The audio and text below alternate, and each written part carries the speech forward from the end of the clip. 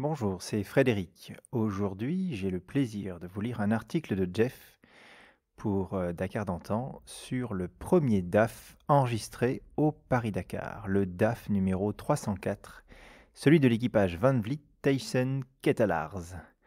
Quand on parle camion, Hollande et Dakar d'antan, immédiatement on pense à Jan de Rooij et ses monstrueux engins taillés pour la course. Pourtant, ce que l'on sait moins, c'est que ce n'est pas Jan de Rooij qui emmena DAF en premier sur un Paris-Dakar.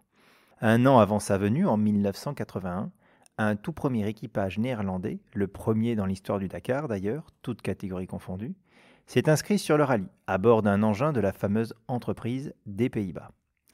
Le camion DAF YA 4440, numéro 304, engagé sur ce troisième Dakar, est en fait le plus petit des gros sur le rallye. Du coup, avant le départ, les commentaires allaient bon train et les connaisseurs s'étonnaient principalement du manque de puissance de ce camion. Notre véhicule a été choisi en raison de ses qualités de fiabilité et de robustesse. C'est un camion de type 1800, tel qu'il est vendu à l'exportation au Soudan, en Algérie, en Angola ou encore au Moyen-Orient.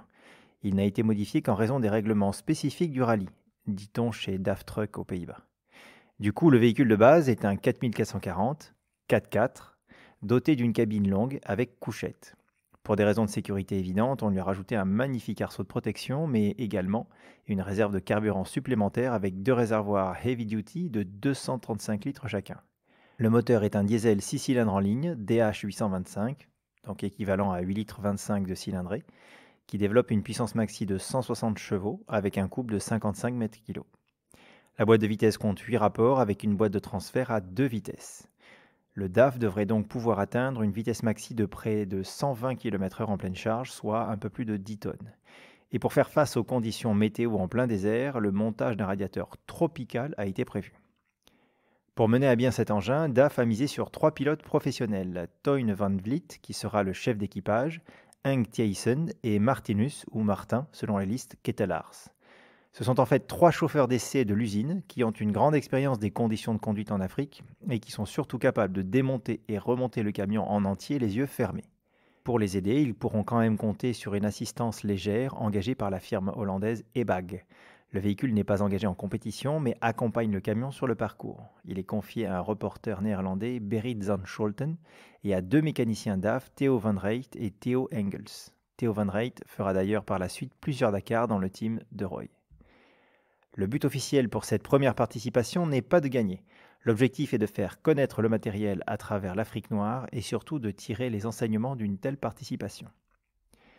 Notre motricité, notre maniabilité et notre poids assez faible seront autant d'atouts sur le terrain où se dressent des ponts interdits au gros tonnage et sur des pistes sinueuses comme celles des étapes Kolokani-Nioro et Nioro-Kayes par exemple, complète l'équipage plutôt confiant pour ce premier engagement de la marque. Le départ sera quand même une surprise pour ce camion néerlandais avec un dernier temps des camions dans le prologue. Derrière même le GMC et la Nomag, qui sont pourtant beaucoup plus anciens. En fait, lors de ce prologue, le parcours est entièrement recouvert de boue et plusieurs parties de parcours sont d'immenses bourbiers. Les camions partent de surcroît en dernier sur un circuit déjà passablement détruit par les concurrents précédents.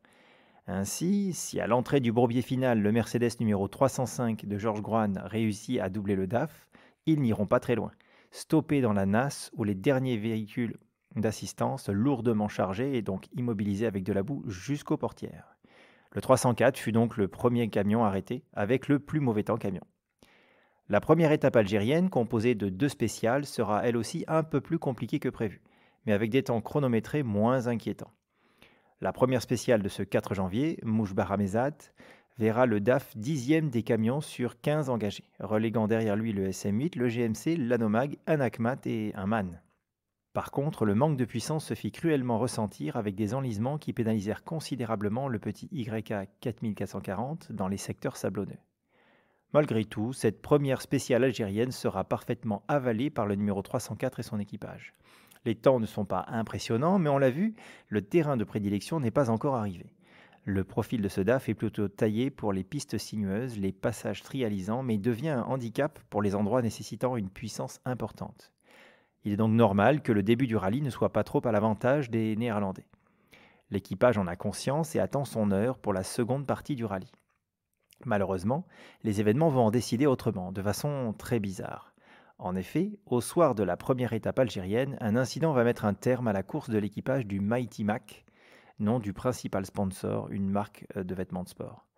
Ainsi, en plein bivouac, alors que l'équipage était en train de faire l'entretien du camion, le groupe électrogène tombe du véhicule sur le copilote Heng Tyson qui se fracture le bras.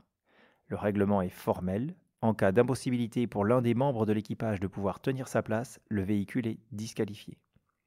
La mort dans l'âme, l'équipage est contraint d'abandonner car incomplet. Heng Tyson se fera donc soigner d'abord sur place, puis par les médecins de l'AMSAM avant d'être envoyé sur un hôpital local par l'hélicoptère de Thierry Sabine. Le camion ainsi que les 2 membres d'équipage restants continuera néanmoins hors course afin de réaliser les tests en situation grandeur nature et emmagasiner le plus d'expérience possible pour l'industrie, mais aussi l'implication de DAF dans les futures éditions du Dakar. Pendant plusieurs étapes, les Hollandais vont suivre le parcours du rallye avec d'autres concurrents ayant eux aussi abandonné, dont un autre ressortissant néerlandais, Bert Oosterhuis. Le DAF arrivera finalement à Dakar sans rencontrer de problème particulier, prouvant que le modèle de série pouvait tout à fait s'avérer performant sur les terrains d'Afrique. Malgré ce semi-succès ou semi-échec, une histoire d'amour entre DAF et le Paris-Dakar est créée, et 1981 ne sera que le début d'une longue présence de la marque néerlandaise sur le rallye. Dès 1982, DAF reviendra d'ailleurs avec la ferme intention de gagner dans sa catégorie en présentant 2 camions, des NTT 2800 dont l'un sera piloté par Yann de Rooij. Là encore, le début d'une autre longue histoire d'amour. Voilà, cet article de Jeff pour Dakar d'antan est terminé. Vous pouvez retrouver l'intégralité des articles sur le site de Dakar d'antan. À bientôt!